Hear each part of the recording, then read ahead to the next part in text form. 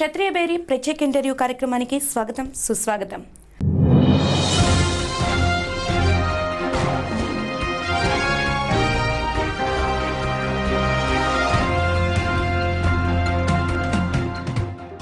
ఈరోజు మన స్టూడియోలో ఉన్నారు ఆల్ఫా కృష్ణ గారు.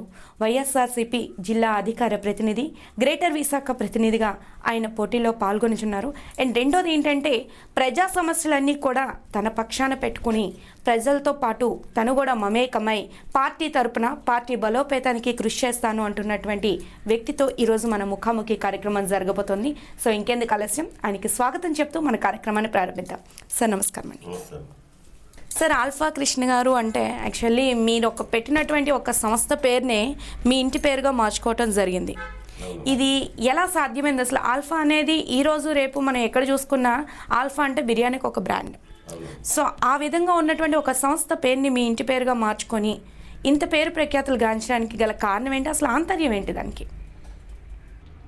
హైదరాబాద్ దమ్ బిర్యానీ అంటే ఓన్లీ హైదరాబాద్లోనే దొరుకుతుంది అనుకునే టైంలో హైదరాబాద్లోనే హైదరాబాద్ దమ్ బిర్యానీ తినాలి అనేటువంటి, అంటే హైదరాబాద్ వెళ్తేనే హైదరాబాద్ దమ్ బిర్యానీ తినేటువంటి పరిస్థితి ఉండేది. అప్పుడు 1999లో హైదరాబాద్ దమ్ బిర్యానీ ఇక్కడ ప్రారంభించి ఆల్ఫా అని హోటల్ పెట్టాను. అలాగే 99 నుండి ఈరోజు వరకు కూడా నేను హోటల్ వ్యాపారంలోకి రావడం గత 30 సంవత్సరాల నుండి హోటల్ వ్యాపారంలో ఉన్నాను. కానీ ఆల్ఫా హోటల్ ప్రారంభించి మాత్రం 1999లో మొట్టమొదటి హోటల్ జగదాంబలో ప్రారంభించానండి. ఆ తర్వాత గాజువాక, శ్రీకాకుళం, రాజమండ్రి, ఎన్ఈడి కొత్త రోడ్డు. ఆల్ఫా అని పేరు రావడానికి గల కారణం ఏంటి అంటే ఆల్ఫా హోటల్ని ఆంధ్రప్రదేశ్కు ముందుగా, అంటే ఉత్తరాంధ్రకు తీసుకొచ్చాను. కాబట్టి ఈ ఉన్నటువంటి ఈ మన 5 జిల్లాలలో, తూర్పుగోదావరి జిల్లా అయితేనేమి, పశ్చిమ గోదావరి జిల్లా అయితేనేమి, ఈ 3 జిల్లాలలో కూడా ఉన్నటువంటి 5 ఆల్ఫాలకు కూడా నేను స్థాపించినవి. కాబట్టి నాకు ఆల్ఫా కృష్ణ అనే పేరు వచ్చిందమ్మా. సార్, ఆల్ఫా కృష్ణగా బాగా సుపరిచితులైన మీరు అనతి కాలంలోనే రాజకీయ రంగంలో ఒక కీలక మార్పును సృష్టించడం జరిగింది. అండ్ ప్రజలకు కూడా ఒక రాజకీయ నాయకునిగా పలు సేవలను అందించడం జరిగింది. అయితే వ్యాపార రంగం నుండి రాజకీయ రంగంలోకి వచ్చేటప్పుడు మీరు మొదట ఎదుర్కొన్నటువంటి అనుభవాలు ఏంటి? అసలు ఈ రంగాన్ని మీరు అలవర్చుకోవడానికి పడినటువంటి శ్రమ, సాధన ఏంటి?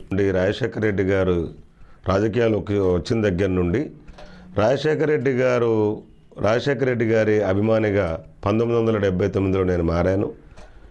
అప్పటి నుండి రాజశేఖర రెడ్డి గారి పట్ల, రాజశేఖర రెడ్డి గారు కార్యకర్తల పట్లనైతేనేమి, రాజకీయంగా ఆయన అనుసరిస్తున్నటువంటి విధానాన్ని చూసి మేము ఆకర్షితులై 1979 నుండి 2004 వరకు రాజశేఖర రెడ్డి గారి అభిమానిగా ఉన్నాం. 2004 నుండి 2009 వరకు రాజశేఖర రెడ్డి గారు ఉన్నంతకాలం రాజశేఖర రెడ్డి గారి అడుగుజాడల్లోనే పయనించాం. ఆ తర్వాత అనుకోకుండా రాజశేఖర రెడ్డి గారి మరణం జరిగిన తర్వాత జగన్మోహన్ రెడ్డి గారి ముఖ్యమంత్రి కావాలనడంలో, కావాలని కోరుకునే వాళ్ళల్లో నేనొక్కడిని. ఈ రాష్ట్రానికి జగన్మోహన్ రెడ్డి గారి ముఖ్యమంత్రి అవ్వడంలో నా పాత్ర, నా సామాజిక వర్గం పాత్ర, నా కుటుంబం పాత్ర, మా ఓట్లు కూడా ఇవాళ 1 ఓటు 2 ఓట్లు 3 ఓట్లే కీలకమైన ఈ తరుణంలో జగన్మోహన్ రెడ్డి గారి ముఖ్యమంత్రి కావడంలో మేము కూడా కీలకం అవ్వాలనే ఒక ఉద్దేశంతోనే రాజకీయాల్లోకి రావడం జరిగిందమ్మా. వైఎస్ఆర్సీపీ పార్టీ ప్రతిపక్షంగా ఈరోజు రాష్ట్రంలో చాలా ఉద్యమాలు చేయాల్సినటువంటి పరిస్థితి ఉంది సార్. ఫస్ట్ ఆఫ్ ఆల్ ప్రత్యేక హోదా అనుకుందాం. ప్రత్యేక హోదా అనేది అసలు ఇవ్వకపోవడానికి గల కారణం ఏంటి అని మనం కేంద్ర ప్రభుత్వాన్ని కానీ రాష్ట్ర ప్రభుత్వాన్ని కానీ గట్టిగా నిలదీసేటటువంటి పరిస్థితుల్లో మన వైఎస్ఆర్సీపీ ఉంది. బట్ కానీ ఇక్కడున్న నానుడు ఏంటంటే, ప్రజెంట్ ఇక్కడున్న వాదన ఏంటంటే ప్రతిపక్ష హోదాలో ఉన్నటువంటి వైఎస్ఆర్సీపీ గట్టి ఉద్యమాలను లేవదీయడం లేదు, చేయడం లేదు.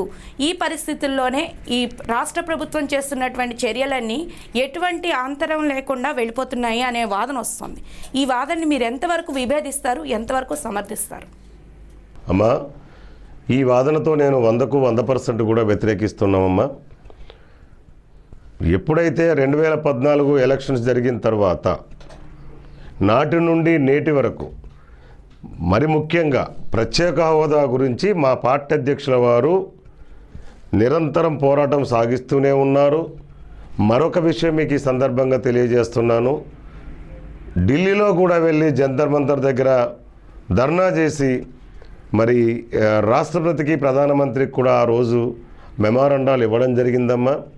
ఇకపోతే వైఎస్ఆర్ కాంగ్రెస్ పార్టీ ఈ రాష్ట్రంలో ప్రత్యేక హోదా గురించి పోరాటం సాగిస్తున్నటువంటి మిగతా పార్టీలు అన్నిటికంటే కూడా ప్రధాన ఎజెండాగా వైఎస్ఆర్ కాంగ్రెస్ పార్టీ ఇవాళ ప్రత్యేక హోదా మీద పోరాటం చేస్తుందమ్మా.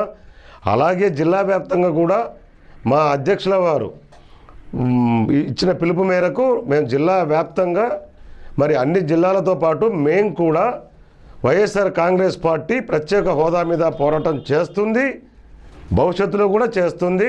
ప్రత్యేక హోదా వచ్చేంత వరకు కూడా నిరంతరం మేము ఒత్తిడి తీసుకొస్తూనే ఉంటాం. నేటి ప్రభుత్వం విశాఖను స్మార్ట్ సిటీగా చేస్తాను అని చెప్తోంది సార్. అయితే స్మార్ట్ సిటీగా ఉండేటటువంటి నగరంలో చాలా సేవలు అందించాల్సి ఉంటుంది. కానీ ఇప్పుడు చూసుకుంటే స్లమ్ సిటీల్లాగానే ఉండిపోయాయి. మన మురికివాడల్లో ఎటువంటి మెరుగైన పరిస్థితులు కనిపించడం లేదు. చదువుకునే వారి సంఖ్య కూడా అంటే అటు ఇటుగా చూసుకుంటే తల్లిదండ్రులు ఇద్దరు ఉద్యోగస్తులే, ఓ మోస్తరుగా ఉన్న వాళ్ళ పిల్లలు చదువుతున్నారే తప్ప మురికివాడల్లో ఉన్న పిల్లలకి కనీస విద్యార్హత కూడా ఈ రోజుల్లో లేదు. ఇటువంటి పరిస్థితుల్లో స్మార్ట్ సిటీ గురించి ప్రభుత్వం చెబుతున్న ఈ మాటలన్నీ ఒట్టి మాటలే. కానీ మురికివాడలను అభివృద్ధి చేసే దిశగా మన వైఎస్ఆర్సీపీ పార్టీ ఎటువంటి ఆలోచన ధోరణితో ఉంది ఈ మురికివాడల విషయంలో? నిజమమ్మా మీరు చెప్పేది. ఖచ్చితంగా ఈరోజు అధికారంలో ఉన్నటువంటి ప్రభుత్వం అరిచే నినాదానికి, ఆచరించే విధానానికి, చెప్పే మాటలకు, చేసే పనులకు పొంతం లేకుండా వ్యవహరిస్తుంది. స్మార్ట్ సిటీకి కావలసినటువంటి అర్హతలు విశాఖకు అన్నీ ఉన్నప్పటికీ కూడా దాన్ని సఫలపరచడంలో మాత్రం అధికార పార్టీ విఫలమవుతుందమ్మా. 2019లో జగన్మోహన్ రెడ్డి గారి నాయకత్వంలో ఆంధ్రప్రదేశ్లో మా ప్రభుత్వం వస్తుంది. ఈ 2 సంవత్సరాలు 2.5 సంవత్సరాల లోపు ఒకవేళ ఈ స్మార్ట్ సిటీ విషయంలో ఏదైనా డెవలప్మెంట్ జరిగినా జరగకపోయినప్పటికీ కూడా 2019లో ఏదైతే మీరు అంటున్నారో ఇవాళ మురికివాడల గురించి కానివ్వండి, లేకపోతే స్మార్ట్ సిటీకి సంబంధించినటువంటి ఏ అర్హతలైతే మనం ఏర్పరచుకోవాలో అంటే అన్ని విధాలుగా అంటే స్మార్ట్ సిటీ అంటే పేదరికం పరంగా అయితేనేమి, లేకపోతే అభివృద్ధి పరంగా అయితేనేమి, అత్యాధునికమైనటువంటి పరికరాలు ఏర్పాటు చేసుకున్న విషయాలు అయితేనేమి, మెట్రో ఏదైతే తదితర అన్నిటి మీద కూడా ఖచ్చితంగా జగన్మోహన్ రెడ్డి గారి నాయకత్వంలో వచ్చేటువంటి వైఎస్ఆర్ కాంగ్రెస్ పార్టీ విశాఖ నగరాన్ని మరింత అభివృద్ధి పరుస్తూ ఆంధ్రప్రదేశ్లోనే విశాఖ నగరానికి ఒక విశిష్టమైన స్థానం రూపొందించడానికి ప్రయత్నం చేస్తుంది. ఇందులో ఏమాత్రం అనుమానం లేదమ్మా. గ్రేటర్ విశాఖకు సంబంధించి మేయర్ పదవి చాలా కాలంగా ఖాళీగా ఉంది. అసలు స్థానిక ఎన్నికలు జరిగే అవకాశం ఉందో లేదో కూడా తెలియని పరిస్థితుల్లో ప్రజలు ఉన్నారు. ఈరోజు జరుగుతాయంటూ అదిగో ఎడారి నీళ్ళ కనిపిస్తుంది తప్ప అవి జరిగే సూచనలు కూడా ఇక్కడ కనిపించడం లేదు. ఇటువంటి పరిస్థితుల్లో మేయర్ ఎలక్షన్స్ జరుగుతాయంటారా? జరిగితే గనక వైఎస్ఆర్సీపీ ప్రణాళిక ఏ విధంగా ఉంది? అమ్మ మీరు చెప్పింది చాలా నిజమమ్మా. గ్రేటర్ విశాఖ పదవి కాలం పూర్తయిపోయి రమారమి ఇంచుమించు 7-8 సంవత్సరాలు కావస్తుందమ్మా. అప్పటి నుండి ఇప్పటి వరకు కూడా ప్రత్యేక అధికారి పాలనలోనో లేకుంటే కలెక్టర్ గారో వాళ్ళ పరిపాలనలోనే ఉంది. గ్రేటర్ విశాఖ ఎన్నికలు తక్షణం నిర్వహించండి, గ్రేటర్ విశాఖ ఎన్నికలు తక్షణం పెట్టండి, ప్రతిపక్ష పార్టీలో ఉన్న మేము డిమాండ్ చేస్తున్నామమ్మా. గ్రేటర్ విశాఖ ఎన్నికలు పెట్టండి అని చెప్పేసి అధికార పార్టీ నుండి ఇప్పటి వరకు మాకు స్పందన లేదమ్మా. వాళ్ళు చెప్పే మాటల్లో ఒకటే, గ్రామాలు కోర్టులో ఉన్నాయి, అక్కడ నుండి కనుక కోర్టు డిసిషన్ వస్తే వచ్చిన తర్వాత మేము పెడతామని చెప్పి సాకు చూపిస్తాను కనమ్మా. కానీ 5 గ్రామాలను 5 గ్రామాల ఎన్నికలు కూడా రాష్ట్ర ప్రభుత్వం ఒక ఆర్డినెన్స్ జారీ చేసి గ్రేటర్ విశాఖ ఎన్నికలు పెట్టడానికి కూడా వీలుంది. ఈ విషయం మేము గతంలో చాలాసార్లు చాలా ప్రెస్ మీట్లో మాట్లాడడం కూడా జరిగిందమ్మా. గ్రేటర్ విశాఖకు ఖచ్చితంగా ప్రజల చేత ఎన్నుకోబడినటువంటి రంగం కావాలి. ప్రజల చేత ఎన్నుకోబడినటువంటి గ్రేటర్ విశాఖ మేయర్ ఉండాలని మేము ముందు నుండి డిమాండ్ చేస్తున్నాం. ఇప్పటికైనా సరే ప్రభుత్వం మా విన్నపాన్ని, ప్రజల కోరికను, రమారమి 13-14 లక్షల మంది ప్రజల కోరికను మన్నించి గ్రేటర్ విశాఖ ఎన్నికలు త్వరగా నిర్వహించాలని చెప్పి మేము కోరుతున్నాం. మరొక విషయం కూడా మేము చెప్తున్నామమ్మా, గ్రేటర్ విశాఖ ఎన్నికల్లో వైఎస్ఆర్ కాంగ్రెస్ పార్టీ ఖచ్చితంగా మేయర్తో పాటు అన్ని పదవులు కూడా గెలుచుకుంటుందమ్మా. మ్యాజిక్ ఫిగర్కి ఏ సంఖ్య అయితే ఉంటుందో ఆ సంఖ్య కంటే ఇంకా మేము ఎక్కువ స్థానాలు గెలుచుకుంటాం. మాకున్న ఇన్ఫర్మేషన్ ప్రకారంగా 45 నుండి 50 స్థానాలు మేము గ్రేటర్ విశాఖలో గెలుచుకోబోతున్నాం. స్థానిక సమస్యలపై ఇప్పుడు ఉన్నటువంటి ప్రజలు చూసుకుంటే ప్రజావాణిలో వచ్చే ఫిర్యాదులే మెయిన్ ఒక సాక్ష్యంగా కనబడుతున్నాయి మనకి. ప్రజావాణిలో రోజుకి ఎలా కాదన్నా ఒక సోమవారం మనం ఒకసారి కలెక్టర్ ఆఫీస్ దగ్గరికి వెళ్తే 72 ఫిర్యాదులు అందుతున్నాయి. అంటే వార్డుకు ఒకటి చొప్పున ఖచ్చితంగా సమస్య అనేది వస్తుంది. ఈ సమస్యల పరిష్కార దిశలో అధికార యంత్రాంగం విఫలమైందని అంటున్నారు. మరి ఆ విషయంలో ఈ సమస్యలన్నింటినీ ఒక్కొక్కరికి కొంతమందికి మాత్రమే తెలిసిన ఈ సమస్యల్ని తెర మీదకి తీసుకొచ్చేందుకు వైఎస్ఆర్సీపీ ఎటువంటి ప్రణాళికను సిద్ధం చేస్తుంది? వైఎస్ఆర్ కాంగ్రెస్ పార్టీ ముందు నుండి కూడా ప్రజల సమస్యల సాధనం కోసం నిరంతరం పోరాటం సాగిస్తుందమ్మా. ప్రత్యేకించి విశాఖలో గత 2.5 సంవత్సరాల నుండి మీరు గమనించినట్టయితే ప్రతి చిన్న విషయంలో కూడా వైఎస్ఆర్ కాంగ్రెస్ పార్టీ ప్రజల తరపున పోరాటం చేస్తుంది. కానీ మీరు ఇందాక ఒక మాట చెప్పారు, మరి ఈ సమస్యల మీద మీ అభిప్రాయం ఏంటి అని చెప్పేసి. అమ్మ, మేము ప్రజల కనీసం డెమోక్రసీ కంట్రీలో, ప్రజాస్వామ్య దేశంలో ప్రజల తరపున మాట్లాడే హక్కు ప్రతిపక్ష పార్టీకి ఉంటుంది. ప్రజల తరపున పోరాటం సాగించేటువంటి హక్కు ప్రతిపక్ష పార్టీకి ఉంటుంది. మేము ప్రజల గురించి వినతిపత్రాన్ని ఇవ్వడానికి వెళ్తేనే మమ్మల్ని అరెస్ట్ చేసి తీసుకెళ్ళి పోలీస్ స్టేషన్లో పెట్టినటువంటి దాఖలు ఈ 2.5 సంవత్సరాల నుండి ప్రతి నిరసన కార్యక్రమంలో కూడా ముందస్తుగానే మమ్మల్ని అరెస్ట్ చేయడం, మేము ప్రజా సమస్యల మీద పోరాటం సాగిస్తుంటే మమ్మల్ని కేసులు బనాయించడం. కాబట్టి ఎలాంటి ప్రభుత్వ నిర్బంధం ఎదురైనప్పటికీ కూడా మేము నాటి నుండి నేటి వరకు పోరాటం సాగిస్తూనే ఉన్నామమ్మా. మీరు చెప్పింది చాలా కరెక్ట్. ఎందుకంటే ఒక్కొక్క వార్డు నుండి ఒక సమస్య వస్తే దాన్ని పరిష్కారం చేయడానికి ఇప్పుడు అధికారంలో ఉన్నటువంటి ప్రభుత్వం మరి ఏం చేస్తున్నా ప్రజలందరికీ తెలుసమ్మా. 2019 జగన్మోహన్ రెడ్డి గారు ముఖ్యమంత్రి అయిన తర్వాత ప్రతి వార్డులో ఉన్నటువంటి సమస్య పరిష్కరించడానికి ప్రత్యేకమైన చర్యలు తీసుకుంటారు. అందులో ఏమాత్రం అనుమానం లేదని మీకు తెలియజేస్తున్నాను. వైఎస్ఆర్సీపీ ప్రతిష్టాత్మకంగా చేపట్టినటువంటి ఒక ఉద్యమం, ఒక కార్యక్రమం మన గడప గడపకు వైసీపీ. ఈ కార్యక్రమంలో ఎన్ని సమస్యలను మీ దృష్టికి వచ్చాయి? అసలు వీటన్నిటిని మీరు ఈ సమస్యలను తెలుసుకున్న తర్వాత జరిగినటువంటి క్రియ ఏది కూడా ప్రజల వరకు రాలేదు. అది మీడియా ముఖంగా కానీ మరొక మాధ్యమం ద్వారా కానీ ప్రజలకు చేరలేదు. అసలు ఏం జరిగింది? వైఎస్ఆర్సీపీ గడప గడపకు కార్యక్రమంలో వచ్చిన ఫిర్యాదులు కానీ దాని యొక్క ఫలితాన్ని కానీ మీరు నెక్స్ట్ భవిష్యత్ కార్యాచరణకి ఏ విధంగా ఉపయోగపడుతుంది? సమకాలీన రాజకీయాల్లో, ప్రత్యేకించి భారతదేశ రాజకీయాల్లో మా పార్టీ అధ్యక్షుల వారు జగన్మోహన్ రెడ్డి గారు ఒక వినూత్నమైనటువంటి పద్ధతుల్లో ప్రతి సమన్వయకర్తతో పాటు ఆ జిల్లా కమిటీ, ఆ వార్డు అధ్యక్షులు కలిపి గడప గడపకు మీరు తిరిగి ప్రతి ఇంట్లో ఉన్నటువంటి మేము ముద్రించినటువంటి ప్రశ్నావళి ఇస్తూ వాళ్ళు చెప్తున్నటువంటి ఫిర్యాదులను కూడా స్వీకరిస్తూ మీరు వాటిని అన్నింటినీ కూడా కలెక్ట్ చేసుకొని క్రోడీకరించి వాటిని పరిష్కరించడానికి మనం ప్రణాళిక సిద్ధం చేసుకుంటామనే ఉద్దేశంతో మేము గడప గడప కార్యక్రమం పెట్టామమ్మా. 72 వార్డులలో జిల్లా వ్యాప్తంగా 15 నియోజకవర్గాల్లో గడప గడపకు కార్యక్రమం అనేది ఒక ఉద్యమంలా జరుగుతుంది, భవిష్యత్తులో కూడా జరుగుతుంది. అక్కడ వచ్చినట్టు ఫిర్యాదుల గురించి మీరు చెప్పారు. గడప గడపకు మేము వెళ్ళినప్పుడు కొంతమంది కార్డు లేవని, కొంతమంది మాకు పెన్షన్ రావట్లేదని, కొంతమంది ఇలాగా ఉద్యోగ వృత్తిస్తారని చెప్పేసి అది అవ్వట్లేదని, కొంతమంది ఆరోగ్యశ్రీ విషయంలో పుంకానులా కొన్ని వందల సంఖ్యలో ఫిర్యాదులు వచ్చాయమ్మా. ఆ ఫిర్యాదులన్నీ కూడా మా ఏరియా సమన్వయకర్త ఎవరైతే ఉన్నారో అవన్నీ కూడా ఇంకా గడప గడప కార్యక్రమం జరుగుతుంది కాబట్టి ఆ ఫిర్యాదులన్నింటినీ కూడా ఒక క్రమ పద్ధతిలో దాన్ని ప్లాన్ చేసుకొని మా పార్టీ అధ్యక్షుల వారు ఇచ్చేటువంటి సూచన మేరకు మేము భవిష్యత్తులో ఆ సమస్యల మీద ఎలాగ మేము ప్రభుత్వానికి ఈ విషయం తెలియజేయాలనేది ప్లాన్ చేసుకుంటున్నామమ్మా. గడప గడపకు కార్యక్రమం అనేది ఒక వినూత్నమైనటువంటి కార్యక్రమం. గడప గడప కార్యక్రమం అనేది ప్రజా సమస్యలు తెలుసుకోవడానికి మేము నిర్వహించినటువంటి కార్యక్రమం. గడప గడప కార్యక్రమం మా పార్టీ బలోపేతానికి ఎంతగానో ఉపయోగపడేటువంటి కార్యక్రమం కాబట్టి ఇప్పుడు కొనసాగుతుంది, భవిష్యత్తులో కొనసాగిస్తాం.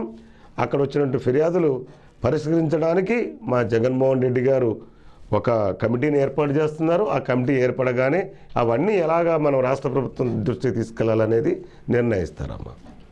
ఎక్కువగా మనం వైఎస్ఆర్సీపీ గురించి వైజాగ్లో మాట్లాడుకున్నటువంటి సందర్భం అంటే ప్రత్యేక రైల్వే జోన్ కోసం గుడివాడ అమర్నాథ్ గారు చేసినటువంటి ఒక నిరాహార దీక్ష. ఆ సందర్భంలో అంటే ఇంకా ఎట్టి పరిస్థితుల్లోనే ప్రభుత్వం దిగి వస్తుంది అనుకున్న సందర్భంలో ఆయన్ను జగన్మోహన్ రెడ్డి గారు వచ్చి విరమింపజేశారు అని చెప్పేసి మీడియాలో కథనాలు వచ్చాయి. అయితే వాస్తవానికి అక్కడ జరిగింది ఏంటంటే అతన్ని బలవంతంగా హాస్పిటల్లో తీసుకెళ్ళి జాయిన్ చేయడం జరిగింది అని చెప్పేసి చెప్పడం జరిగింది. అయితే ఇప్పటి వరకు జరిగింది ఒక ఎత్తు అయితే గుడివాడ అమర్నాథ్ గారు ఆ రోజు ఒక మాట చెప్పారు, ఇది కేవలం ఒక ప్రయత్నం మాత్రమే, దీనికి కంటిన్యూషను మళ్ళీ ఉంటుంది అని చెప్పి. విశాఖ రైల్వే జోన్ మాట ఇప్పుడు మళ్ళీ తెరమరుగైపోయింది, అసలు బయటికి రావట్లా. ఏ పార్టీ నోటంబడి కూడా అది రావడం లేదు. దీనికి సంబంధించి వైఎస్ఆర్సీపీ వైజాగ్కి సంబంధించి ఈ సమస్యను ఏ విధంగా పరిష్కరించనుంది? మా పార్టీ అధ్యక్షుల వారు గుడివాడ అమర్నాథ్ గారు ఆ రోజు నిరాహార దీక్ష, ప్రత్యేక జోన్ విషయంలో నిరాహార దీక్ష చేస్తుంటే ప్రజాస్వామ్య విలువలకు వ్యతిరేకంగా నిర్బంధకాండతో పోలీసులను తీసుకొచ్చి రాత్రికి రాత్రి అరెస్ట్ చేసి తీసుకెళ్ళి కేజీహెచ్లో జాయిన్ చేశారు. ఆ తర్వాత జగన్మోహన్ రెడ్డి గారు వచ్చేసి పార్టీ అధ్యక్షుల వారు రైల్వే జోన్ గురించి నిరాహార దీక్ష చేస్తే పరామర్శించడానికి వచ్చారు. ఇది వాస్తవం అమ్మ. ఒక్క మాట, గుడివాడ అమర్ గారు వైఎస్ఆర్ కాంగ్రెస్ పార్టీ ఆ రోజు రైల్వే జోన్ గురించి అంత ఉధృతంగా పోరాటం సాగించారు కాబట్టే ఇవాళ భారతీయ జనతా పార్టీ నాయకులు అంతకుముందు మాట్లాడిన మాటలు మీకు తెలుసమ్మా. ప్రత్యేక జోను ఎట్టి పరిస్థితుల్లో విశాఖపట్నానికి వచ్చే అవకాశాలు లేవు అని అన్ని పేపర్లలో వచ్చిందాం, అన్ని టీవీలలో వచ్చాయి. ఒక ఎంపీ గారు అంటారు ప్రత్యేక జోను విశాఖ తరలిపోతుంది, గుంటూరు తరలిపోతుందని అన్నారమ్మ. కానీ వాళ్ళే ఈరోజు ప్రత్యేక జోను విశాఖపట్నం రావడానికి మార్గం క్లియర్ అయిపోయింది ఉంది అని అంటున్నారు. అని అంటే వైఎస్ఆర్ కాంగ్రెస్ పార్టీ చేసిన పోరాటాల ఫలితమే ఇవాళ విశాఖకు ప్రత్యేక జోన్ వస్తుందని చెప్పి మేము అంటున్నామమ్మా. ఆ రోజు మా వామపక్షాలతో పార్టీలతో కలిసి మా జిల్లా అధ్యక్షుడు గుడివాడ అమర్నాథ్ గారు పోరాటం అమర నిరాహార దీక్ష చేశారు, రాస్తారోకోలు చేసాం, బంద్కు పిలిపించి ఇచ్చాం. ఎన్ని రకాలుగా ప్రభుత్వం మీద ఒత్తిడి తీసుకురావాలో అన్ని రకాలుగా మేము ఒత్తిడి తీసుకొచ్చాం. కాబట్టే ఈరోజు కేంద్ర ప్రభుత్వం తన మనసు మార్చుకొని గత్యంతరం లేని పరిస్థితుల్లో ఖచ్చితంగా 100కు 100% విశాఖకు ప్రత్యేక రైల్వే జోన్ ప్రకటించడానికి సిద్ధమవుతుందనేది మేము అనుకుంటున్నామమ్మా. ఒకవేళ భవిష్యత్తులో మళ్ళీ అలాంటి తేడాలు కనుక ఏమైనా వచ్చినట్టయితే ఖచ్చితంగా ప్రజలతో కలిసి, మిగతా ప్రతిపక్ష పార్టీలతో కలిసి, మిగతా వామపక్ష పార్టీలతో కలిసి మా అధ్యక్షుల వారు మా జగన్మోహన్ రెడ్డి గారు ఇచ్చే సూచన మేరకు ఖచ్చితంగా మేము పోరాటాలు చేస్తామమ్మా. అటు సింహాచలంలో చూసుకుంటే పంచగ్రామాల భూ సమస్య ఉంది సార్. ఇక్కడ గాజువాక దగ్గరికి వస్తే మింది సమస్య ఒకటి ఉంది, మింది గ్రామాల సమస్య. అండ్ రెండోది రాంపంతులపేట సమస్య ఒకటి. ఇలా ఒక్కొక్క చోట ఒక్కొక్క సమస్య అయితే పేరుకుపోయి ఉంది. గత దశాబ్ద కాలంగా అవి పరిష్కారం అవడం లేదు. వాటిపై ఇప్పుడు అధికార యంత్రాంగం ఏమంటుందంటే చేస్తాము, జరుగుతుంది అనే మాట వస్తుంది. అక్కడి నుంచి ఎన్నిసార్లు ఎవరిని మనం కదిపినప్పటికీ అది కోర్టులో ఉంది సమస్య, లేకపోతే దానికి పరిష్కరించడానికి కొన్ని కోట్ల వ్యయం అవుతుంది, మరో విధంగా సమాధానం అనేది వస్తుంది. ఈ సమస్యలపై ఎందుకంటే స్థానిక మేయర్ ఎలక్షన్స్లో ఇటువంటి సమస్యలు కీలక పాత్రను వహిస్తాయి. వీటి మీద వైఎస్ఆర్సీపీ పార్టీ చేస్తున్నటువంటి ప్రయత్నాలు ఏంటి? వీటి గురించి ఏం ఆలోచిస్తున్నారు అసలు? సింహాచలం భూ సమస్యలు అయితే ఏంటమ్మా, అదే పంచగ్రామాల సమస్యలు అయితేనేంటి, గాజువాక భూ సమస్య అయితే ఏంటమ్మా, లేకుంటే మీరు చెప్పినట్టు మిందీది అయితే ఏంటి, పంతులు గారి మేడ దగ్గర ఉన్నటువంటి సమస్య అయితే ఏంటి, అలాగే కొత్తపాలెం బ్రిడ్జి సమస్య అయితే ఏంటి, స్థానిక సంస్థల ఎన్నికల్లో ఖచ్చితంగా ఈ కార్యక్రమాలు నెరవేర్చడానికే వైఎస్ఆర్ కాంగ్రెస్ పార్టీ ముందుంటుందని చెప్తామమ్మా. వైఎస్ఆర్ కాంగ్రెస్ పార్టీ గెలిచినట్టయితే వైఎస్ఆర్ కాంగ్రెస్ పార్టీ ఆధ్వర్యంలో ఏవైతే ప్రజా సమస్యలు ఇప్పటి వరకు అమలు కాకుండా ఉండి శిలాఫలకలతోనే అక్కడ ఉండిపోయినటువంటి ప్రతి సమస్యను కూడా వైఎస్ఆర్ కాంగ్రెస్ పార్టీ గ్రేటర్ విశాఖ ఎన్నికలు గెలుచుకున్న తర్వాత ఖచ్చితంగా వాటికే ప్రాధాన్యత ఇస్తుందమ్మా. ప్రజా అభిష్టం మేరకే వైఎస్ఆర్ కాంగ్రెస్ పార్టీ పనిచేస్తుంది. ప్రజల సమస్యల సాధనం కోసమే వైఎస్ఆర్ కాంగ్రెస్ పార్టీ పనిచేస్తుంది. నిరంతరం ప్రజల్లో ఉంటూ ప్రజా సమస్యలు తెలుసుకుంటూ వైఎస్ఆర్ కాంగ్రెస్ పార్టీ ముందుంటుందమ్మా. 2014 ఎన్నికల్లో వైఎస్ఆర్సీపీ అధికార పగ్గాలు చేపట్టి ఖచ్చితంగా ముఖ్యమంత్రి అయ్యే అవకాశాలు ఉన్నాయని జగన్మోహన్ రెడ్డి గారిని ప్రతి ఒక్కరూ అసలు ఆకాంక్షించారు. అటువంటి పరిస్థితి తారుమారైంది. దీనికి కారణం ఏంటంటారు? వైఎస్ఆర్ కాంగ్రెస్ పార్టీతో పాటు రాష్ట్ర ప్రజలందరూ కూడా మీలాంటి పత్రికా మిత్రులు, విలేకరులు ప్రతి ఒక్కరైతేనేమి ఈ రాష్ట్రంలోనే కాకుండా ఈ దేశం మొత్తం మీద వైఎస్ఆర్ కాంగ్రెస్ పార్టీ ఖచ్చితంగా అధికారంలోకి వస్తుందని చెప్పారమ్మా. అనుకున్నాం. దురదృష్టం ఏంటి అంటే మేము 1%, 2% లోపు శాతంతో టోటల్గా 175 నియోజకవర్గాల్లో మేము 5,35,000 ఓట్లు మాత్రమే వ్యత్యాసం ఉందమ్మా. అధికారంలో ఉన్నటువంటి పార్టీకి ప్రతిపక్షంలో ఉన్నటువంటి మాకు ఓట్ల శాతంలో 175 నియోజకవర్గాల్లో అమ్మ 5,35,000 ఓట్లు మాత్రమే, అంటే 1%, 1.5% అమ్మ. ఇక గెలుపు ఓటములు అనేది ఆ రోజు అన్ని రకాలుగా మేము ప్రజల తరపున ఉంటాము, ప్రజల తరపునే పనిచేస్తామని చెప్పేసి మేము అమలు కాని హామీలు ఏమి మా జగన్మోహన్ రెడ్డి గారు ఇవ్వలేదమ్మా. ఎందుకంటే మనం చేస్తామనుకున్న పనే చెప్దామని అన్నారు. కానీ మరి దురదృష్టవశాత్తు ఏంటంటే అధికారంలో ఉన్నటువంటి పార్టీ ఆ రోజు అనైతిక పొత్తులు పెట్టుకొని అమలు కాని హామీలు ఇచ్చి మరి అధికారంలోకి వచ్చారు. సరే, గెలుపు గెలుపే, ఓటమి ఓటమే. ఒక ఓటమి 100 గెలుపులకు బాట వేస్తుందన్నారు. ఒక్క ఓటమి ద్వారా అలెగ్జాండర్ ఈ దేశాన్నే జయించినటువంటి వీరుడిగా ఇవాళ పేరు ప్రఖ్యాతులు గడించాడు. కాబట్టి ఓటమి నుండి మేము ఈ ఓటమి గురించి విశ్లేషణ చేసుకున్నారు మా అధ్యక్షుల వారు. దానికి మనం ఎలాగ ముందుకెళ్ళాలనేది మేము అనుకున్నాం. ఖచ్చితంగా 2019లో వైఎస్ఆర్ కాంగ్రెస్ పార్టీ ఈ రాష్ట్రంలో 175 స్థానాల్లో రమారమి 150 స్థానాలు పైచేరుకు గెలిచి తిరుగులేని మెజార్టీ వైఎస్ఆర్ కాంగ్రెస్ పార్టీకి ప్రజలు కట్టబెట్టడానికి వాళ్ళ సిద్ధంగా ఉన్నారమ్మా. ప్రభుత్వ వైఫల్యాలే వైఎస్ఆర్ కాంగ్రెస్ పార్టీకి వరాలు. ప్రభుత్వం చేస్తున్న దౌర్జన్య కాండాలే ఇవాళ వైఎస్ఆర్ కాంగ్రెస్ పార్టీకి వరం.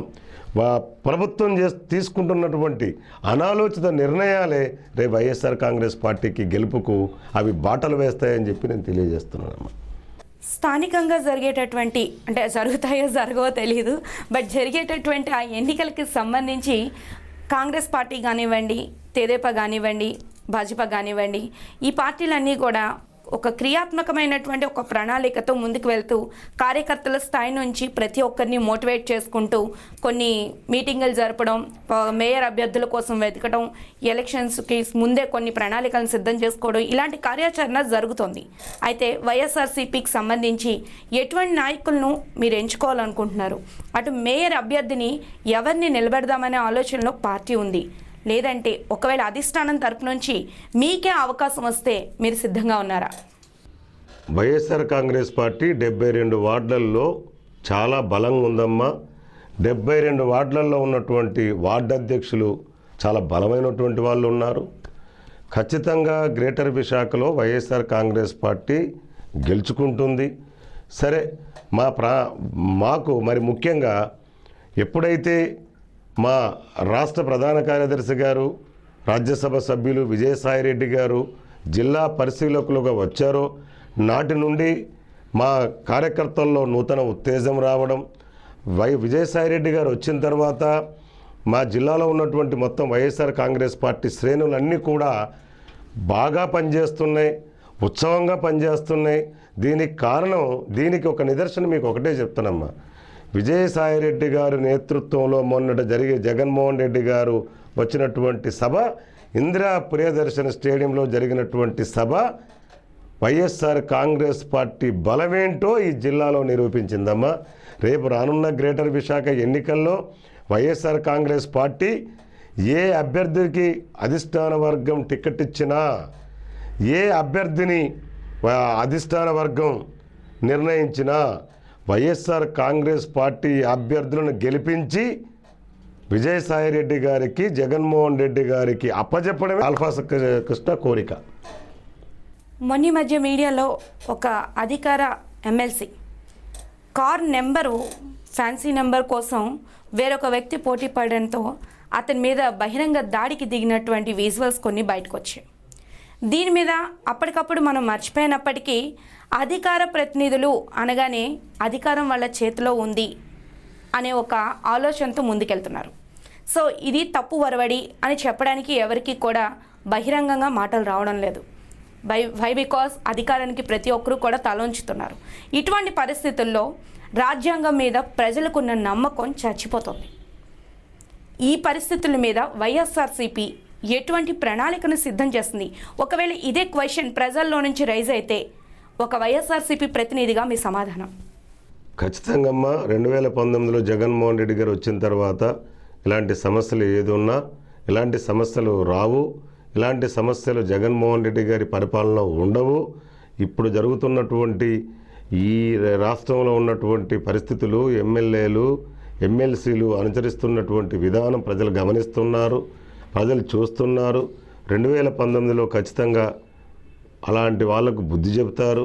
2019లో మేము అధికారంలోకి వస్తాం. సమానత్వంతో సుపరిచిత పరిపాలన అందించడానికి మా జగన్మోహన్ రెడ్డి గారు ఎప్పుడు ముందుంటారు. జగన్మోహన్ రెడ్డి గారి పరిపాలన జనరంజకంగా ఉంటుందనడంలో ఏమాత్రం సందేహం లేదు. ప్రస్తుతం వస్తున్న స్థానిక ఎలక్షన్స్కి సంబంధించి వైఎస్ఆర్సీపీ ఎటువంటి ప్రణాళికతో ముందుకెళ్తుంది? ఎందుకంటే ఇప్పుడు సరైన నాయకత్వం విశాఖకు అవసరం, చాలా అవసరం. ఎందుకంటే మేయర్ పదవి చాలా కాలంగా ఖాళీగా ఉండడం వల్ల అక్కడ నిధులు చాలా మటుకి గల్లంతయ్యాయన్న వార్తలు కూడా వస్తున్నాయి. ఇటువంటి సందర్భంలో మేయర్ పదవి కోసం ఎటువంటి అభ్యర్థిని మీరు నిలబెట్టదలుచుకున్నారు పార్టీ తరపు నుంచి? దానికి సంబంధించి ఎటువంటి సమావేశాలని, ఎటువంటి పరిపాలన అందించడానికి సిద్ధంగా ఉంది వైఎస్ఆర్సీపీ? వైఎస్ఆర్ కాంగ్రెస్ పార్టీ రానున్న గ్రేటర్ విశాఖ ఎన్నికల్లో మీకు ముందు చెప్పినట్టుగానే అత్యధిక స్థానాలు గెలుచుకొని గ్రేటర్ విశాఖ పీఠం మేము ఖచ్చితంగా గెలవబోతున్నాం. 72 వార్డులు ఉన్నాయమ్మా. 72 వార్డులలో 72 మంది సమర్థవంతమైనటువంటి నాయకత్వం ఉంది మాకు. 72 వార్డులలో అన్ని కమిటీలు, బూత్ లెవెల్ నుండి మేము అన్ని కమిటీలు పూర్తి చేసుకుంటూ వచ్చాం. విజయసాయిరెడ్డి గారు జిల్లా పరిశీలకులుగా వచ్చిన తర్వాత విజయసాయిరెడ్డి గారు మాకు రాజ్యసభ సభ్యులు వచ్చేసి ఇక్కడే క్యాంపు కార్యాలయం పెట్టేసుకొని వారానికి 2-3 సార్లు కూడాను మా నియోజకవర్గ స్థాయిలో, వార్డు స్థాయిల్లో మీటింగులు పెడుతూ ఎక్కడ మనం బలంగా ఉన్నాం, ఎక్కడ మనం బలహీనంగా ఉన్నాం, బలం ఉన్న చోట ఇంకెలా బలపడాలి, బలహీనంగా ఉన్న చోట ఇంకా ఎలా ముందుకు వెళ్ళాలనేటువంటి కార్యక్రమం చేస్తున్నారు. విజయసాయిరెడ్డి గారి నేతృత్వంలో, జిల్లా అధ్యక్షులు అమర్ గారి ఆధ్వర్యంలో మేమైతేనేమి, మా వార్డు అధ్యక్షులు అయితేనేమి, మా జిల్లాలో ఉన్నటువంటి మా ఇప్పుడు గ్రేటర్ విశాఖలో ఉన్నటువంటి మొత్తం కార్యకర్తలు, నాయకులు అయితేనేమి చాలా చురుగ్గా పనిచేస్తున్నాం. ఎప్పుడు గ్రేటర్ విశాఖ ఎన్నికలు వచ్చినా మేము ఎదుర్కోవడానికి సిద్ధంగా ఉన్నాం. అలాగే మేయర్ అభ్యర్థి అయినా కానివమ్మా, వార్డులో పోటీ చేసే వాళ్ళు ఎవరైనా సరే అధిష్టాన వర్గం ఎవరిని నిర్ణయిస్తే వాళ్ళని గెలిపించుకోవడమే మా కర్తవ్యం. క్రమశిక్షణ గల కార్యకర్తగా పార్టీ అధిష్టాన వర్గం ఏం చెబితే, జనహృదయ నేత జగన్మోహన్ రెడ్డి గారు ఏ పని చేయమని చెబితే, విజయసాయిరెడ్డి గారు మా గురువు గారు విజయసాయిరెడ్డి గారు ఏ పని అప్పగిస్తే ఆ పని చేయడానికే సిద్ధంగా ఉన్నాను తప్ప ఒక మేయరనో లేకపోతే వార్డుగా పోటీ చేయడం అనేటువంటి ఆలోచన మాత్రం ఇప్పుడు లేదు. కానీ ఒకవేళ పోటీ చేయమని కానీ పార్టీ ఆదేశిస్తే ఎక్కడి నుండైనా పోటీ చేయడానికి నేను సిద్ధంగా ఉన్నానమ్మా. అన్నిటికంటే వైఎస్ఆర్ కాంగ్రెస్ పార్టీని గెలిపించుకోవడంలో మేము ఎప్పుడు ముందుంటాం. జగన్మోహన్ రెడ్డి గారి ఆదేశాల మేరకు, విజయసాయిరెడ్డి గారి సూచనల మేరకు మేము ముందుకెళ్తామమ్మా. ఒక రాజకీయవేత్తగా, ఒక వ్యాపారవేత్తగా 2 కోణాల్లో మిమ్మల్ని చూసినటువంటి ప్రజలకు తెలియని మరో కోణం ఏంటంటే ఆల్ఫా హెల్పింగ్ హ్యాండ్స్ ద్వారా మీరు చాలా సేవా కార్యక్రమాలు నిర్వహిస్తున్నారు. అసలు ఆ స్థాపన అనేది ఎలా జరిగింది? స్థాపనకు దారితీసినటువంటి పరిస్థితులు ఏంటి? దాంట్లోనే మీరు పొందుతున్నటువంటి సంతృప్తి ఏ విధంగా ఉంది? మా రాజ్యసభ సభ్యులు గౌరవనీయులైనటువంటి ఎంపీ విజయసాయిరెడ్డి గారు పార్టీ ప్రధాన కార్యదర్శి బాధ్యతలు స్వీకరించి మొట్టమొదటిసారి విశాఖపట్నం వచ్చినప్పుడు కార్యకర్తల మీటింగ్ పెట్టారు. కార్యకర్తల మీటింగ్ పెట్టినప్పుడు పార్టీ కార్యకర్తలు, నాయకులైతేనేమి, కార్యకర్తలైతేనేమి సేవా కార్యక్రమాల్లో విరివిరిగా పాల్గొనాలి. మీరు ఎవరికి ఏదైతే ఎంత తోస్తే అంత మీ పరిధిలో ఉన్న వాళ్ళ దగ్గర మీరు సాయం చేయండి. సాయం చేస్తే బాగుంటుంది భవిష్యత్తు, సాయం చేస్తే మంచి కార్యక్రమం అవుతుందని అన్నప్పుడు విజయసాయిరెడ్డి గారికి ఆ రోజు నేను ఒక మాట ఇచ్చాను. సార్, నేను ఇలాగ భోజనం ఆల్ఫా హెల్పింగ్ హ్యాండ్స్ అని చెప్పి పెట్టి భోజనం పెట్టాలి అని అనుకుంటుందనంటే ఓకే కృష్ణ పెట్టండి అని అన్నారు. ఆ రోజు విజయసాయిరెడ్డి గారు ఇచ్చిన మాట ప్రకారంగా అలాగేనమ్మా 1987లో నేను హోటల్ వ్యాపారంలోకి వచ్చాను. ఆ మధ్యలో కొన్ని సందర్భాల్లో మాకు నష్టం వచ్చినప్పుడు ఇప్పుడు నాకు ఎదురైనటువంటి సమస్యలు కష్టమైతే ఏంటి, నష్టమైతే ఏంటి, ఇబ్బందులైతే ఏంటి, ఆకలి బాధలు అనేది కూడా నాకు తెలుసు కాబట్టి దాంతోపాటు విజయసాయిరెడ్డి గారు నేను ఆయన మాటను స్ఫూర్తిగా తీసుకొని ఆల్ఫా హెల్పింగ్ హ్యాండ్స్ అని చెప్పేసి మరియు ప్రతిరోజు పేదలకు ఉచితంగా 50 మందికి భోజనం పెట్టడం జరుగుతుంది. ఇది మేము పార్టీలకు అతీతంగా మేము ఈ కార్యక్రమం నిర్వహించడం జరుగుతుందమ్మా. మరి హెల్పింగ్ హ్యాండ్స్ అనేది రావడానికి గల ఉద్దేశం మా గురువు గారు, మా ఆదర్శ నాయకులు, నేను ఇష్టపడేటువంటి నాయకులు గౌరవమైనటువంటి విజయసాయిరెడ్డి గారు ఇచ్చినటువంటి స్ఫూర్తేనమ్మా ఇది. సార్, మీరు ఇటు వ్యాపార రంగాన్ని, అటు రాజకీయ రంగాన్ని, ఇటు సేవా రంగాన్ని మూడింటిని ఎంచుకున్నారు. అయితే అసలు మీ యాంబిషన్ ఏంటి, మీ జీవిత లక్ష్యం అనేది ఏంటి, దాన్ని సాధించే దిశగా మీరు ఎటువంటి ప్రణాళికలు చేపడుతున్నారు? రాజకీయంగా జగన్మోహన్ రెడ్డి గారు ఈ రాష్ట్రానికి ముఖ్యమంత్రి కావాలనేది ఒకటైతే, రాజ్యసభ సభ్యులు గౌరవనీయులైనటువంటి ఎంపీ విజయసాయిరెడ్డి గారు కేంద్ర మంత్రి కావాలనేది ఒకటి, మా సమన్వయకర్త పశ్చిమ నియోజకవర్గం మాజీ శాసనసభ్యులు మల్లా విజయప్రసాద్ గారు రాష్ట్ర మంత్రిగా అవ్వాలనేది నా కోరిక. రాజకీయంగా జగన్ గారు ముఖ్యమంత్రి కావాలి చూడాలని ఉందమ్మా. విజయసాయిరెడ్డి గారిని కేంద్ర మంత్రిగా చూడాలని, మల్లా విజయప్రసాద్ గారిని రాష్ట్ర మంత్రిగా చూడాలనేదే రాజకీయంగా నా కోరికమ్మ. అంతకు మించి ఇంకో కోరిక ఏమీ లేదు. అదే సందర్భంలో ఎక్కడైతే తల్లి విజయమ్మ గారు ఓటమి చెందారో ఆ తల్లి విజయమ్మ గారిని అదే విశాఖపట్నంలో మళ్ళీ ఎంపీగా గెలిపించుకోవడం అనేదే నా ముందున్నటువంటి పెను సవాలమ్మ. విశాఖలో ఎన్నో చిట్ ఫండ్ కంపెనీలు, ఫైనాన్స్ కంపెనీలు ప్రజల సొమ్మును కోట్లు స్వాహా చేసి వేరే రాష్ట్రాలకు తల్లి వెళ్ళిపోయి గత కొన్ని తర్వాత మళ్ళీ విశాఖకు వచ్చి వేరే వ్యాపారాలు చేస్తూ ఏదో రకంగా వాళ్ళ కుటుంబాలను, వాళ్ళ సంస్థలను అభివృద్ధి చేసుకుంటున్నారు. అయితే వీటన్నిటిని ఒక దారిలో పెట్టి ఇటువంటివి జరగకుండా చూడాల్సినటువంటి పోలీసులు మాత్రం వీటిని ఏ విధంగా పట్టించుకోవట్లేదు అనేది ప్రజల తరపు నుంచి వస్తున్నటువంటి ఒక వాదన. ఎందుకంటే చాలామంది బాధితులు ఉన్నారు ఇందులో. ఒక కూతురు పెళ్లి కోసమో లేదా కొడుకు విద్య కోసమో దేనికో దానికి డబ్బును పైసా కూడబెట్టి వాళ్ళు పెట్టుకుంటున్న సొమ్ము కాకుల్లా గద్దల్లా తన్నుకుపోతుంటే వాళ్ళ మదిలో మండుతున్న మంటల విలువ ఎవరని చెప్పలేం. సో అటువంటి వాటి మీద మీ అభిప్రాయం ఏంటి? అసలు పోలీసులు ఏం చేస్తున్నారంటారు? అమ్మా, ఒక విషయం మాత్రం నిజం. పోలీసులు విధి నిర్వహణలో వాళ్ళ పనులు ఖచ్చితంగానే చేస్తారమ్మా. 99% న్యాయం చేయాలని వాళ్ళు చేస్తారు. అన్యాయం జరిగిన దగ్గర వాళ్ళ ఇంకో ఆశ్చర్యకరమైన విషయం ఏంటమ్మా అంటే, ఈ సమాజానికి 2 కళ్ళు. ఒకటి పత్రిక అవుతే, ప్రింట్ మీడియా, ఎలక్ట్రానిక్ మీడియా అవుతే, రెండోది పోలీస్, లేదు పోలీస్ అవుతే, లేకుంటే మీడియా. సో ఈ 2 అనేది 2 కళ్ళ లాంటివి అమ్మ. పోలీసు వాళ్ళు ఖచ్చితంగా ఫిర్యాదు అందిన వెంటనే వాళ్ళ పరిధిలో న్యాయం చేయడానికే ప్రయత్నం చేస్తారు. కానీ వచ్చిన సమస్యలు ఏంటమ్మా అంటే, ఇక్కడ చట్టంలో ఉన్నటువంటి లూప్ హోల్స్ను ఆధారంగా చేసుకొని ఇవాళ ఒక చిట్ ఫండ్ కంపెనీ నడిపిన వాడో, లేకుంటే ప్రైవేట్ చిట్స్ వేసిన వాళ్ళు, లేకపోతే చీటీ వేసేటప్పుడు ఆథరైజ్డ్గా వాళ్ళ నుండి స్లిప్లు వీళ్ళు రిసిప్ట్లు తీసుకోరమ్మా. దాన్ని ఆధారంగా చేసుకొని కొంతమంది చిట్లు వేసి మోసం చేసి, మీరు అన్న దాంట్లో కరెక్ట్, ఇతర రాష్ట్రాలకు వెళ్ళడం, ఇతర ప్రాంతాలకు వెళ్ళడం, మళ్ళీ కొన్ని రోజులు వచ్చిన తర్వాత మళ్ళీ ఇక్కడే ఉండిపోవడం. ఆశ్చర్యం ఏంటంటే కొంతమంది ఉద్యోగాల్లో కూడా జాయిన్ అవుతూ వాళ్ళు మన పేపర్లో చూస్తున్నాం.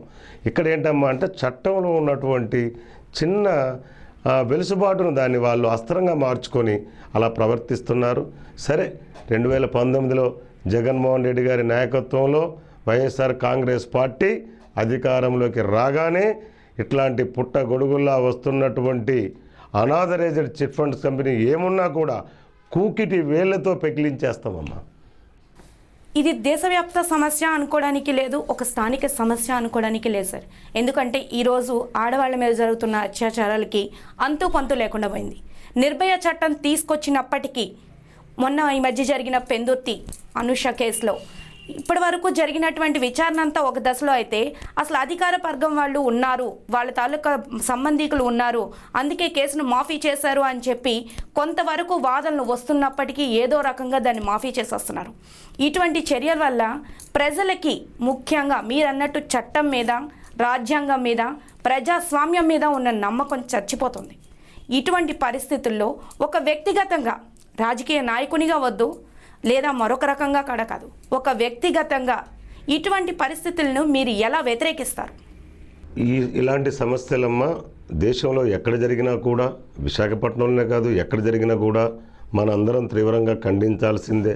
కారణం ఏంటమ్మా అంటే అతి దారుణంగా ఆడపిల్లలనైతేనేమి, యువతుల పట్లనైతేనేమి మరి ఘోరంగా ప్రవర్తిస్తున్నటువంటి వ్యక్తులు ఉన్నారు. నిర్భయ చట్టాలు ఎన్నొచ్చినప్పటికీ కూడా మరి ఈరోజు మార్పు అనేది మనం అనుకున్న స్థాయిలో లేదమ్మా. మీరు అన్నది నిజమే. అనూష కేసు అయితేమి, లేకపోతే ఇంకా మిగతా కేసులు అయితేనేమి, మరి జరుపుతున్నటువంటి తీరు ప్రజలు గమనిస్తున్నారమ్మా. ఖచ్చితంగా సమయం వచ్చినప్పుడు ప్రజలు ఇవన్నిటిని కూడా దృష్టిలో పెట్టుకుంటారు. ప్రజలు చాలా అంతిమంగా తెలివైన వాళ్ళు, ప్రజలు అన్నిటి మీద చర్చించుకుంటారమ్మా. ఖచ్చితంగా ఈ సమస్య మీద వాళ్ళు కూడా ఆలోచన చేస్తారు. సరైన టైంలో సరైన నిర్ణయం తీసుకుంటారు. వాళ్ళు తీసుకున్నప్పుడు రానున్న కాలంలో మాత్రం ఇట్లాంటి జరగకుండా మరి జగన్మోహన్ రెడ్డి గారి నాయకత్వంలో వచ్చే ప్రభుత్వం ఖచ్చితంగా ఆడపిల్లలకు భరోసా ఇచ్చే ప్రభుత్వం ఉంటుందమ్మా. ఆడపిల్లల పట్ల అన్యాయం జరిగితే పార్టీలకు అతీతంగా, వ్యక్తులకు అతీతంగా, మనుషులకు అతీతంగా వాళ్లకు న్యాయం చేయడానికే పోరాటం చేయడానికి ముందుంటుంది. ఎట్లాంటి ఒత్తిళ్ళకు కానీ ఎలాంటి మిగతా వాటికి లొంగి చేయడం అనేది మాత్రం ఉండదమ్మా. రానున్న కాలంలో జగన్మోహన్ రెడ్డి గారు ఈ రాష్ట్రాన్ని దశ మార్చేయడంలో ఏమాత్రం కూడా సందేహం లేదమ్మా. చాలా ధన్యవాదాలమ్మా. ఈ సందర్భంగా నేను మనస్ఫూర్తిగా కోరుకున్నది ఏంటి అంటే, క్షత్రియ బేరీ పేపర్ను చదవండి, క్షత్రియ బేరీ పేపర్ను చదివించండి, నిజమైన జర్నలిజాన్ని కాపాడండి. నిజాన్ని నిగ్గు తేలుస్తున్న అనతి కాలంలోనే ఈ రాష్ట్రంలో నిజాన్ని నిర్భయంగా ప్రచురిస్తున్నటువంటి ప్రజా సమస్యల మీద నిరంతరం ప్రజలకు నిజాలు తెలియజేయడానికి కృషి చేస్తున్నటువంటి క్షత్రియ బేరీ యాజమాన్యానికి పేరున ధన్యవాదాలు తెలియజేస్తూ, క్షత్రియ బేరీని చదవండి, క్షత్రియ బేరీని చదివించండి, క్షత్రియ బేరీని ఆదరించండి, మంచి జర్నలిజాన్ని ప్రోత్సహించండి. స్థానికంగా ఉన్న సమస్యలపై మీరు మంచి అవగాహన కలిగి ఉన్నారన్న విషయం ఇప్పుడు మీ మాటల్లో మాకు అర్థమైంది సార్. మీ యొక్క అనుభవాలు, మీ యొక్క సలహాలు, మీ సేవలు ప్రజలకు చాలా అవసరం. దాంతోపాటు వైఎస్ఆర్సీపీ ఒక నిర్దిష్ట ప్రణాళికతో ముందుకు వెళ్ళి గ్రేటర్ విశాఖ ఎన్నికల్లో మంచి విజయాన్ని సాధించాలని మేమందరం ఆకాంక్షిస్తున్నాం సార్. ఉంటాం. నమస్కారం.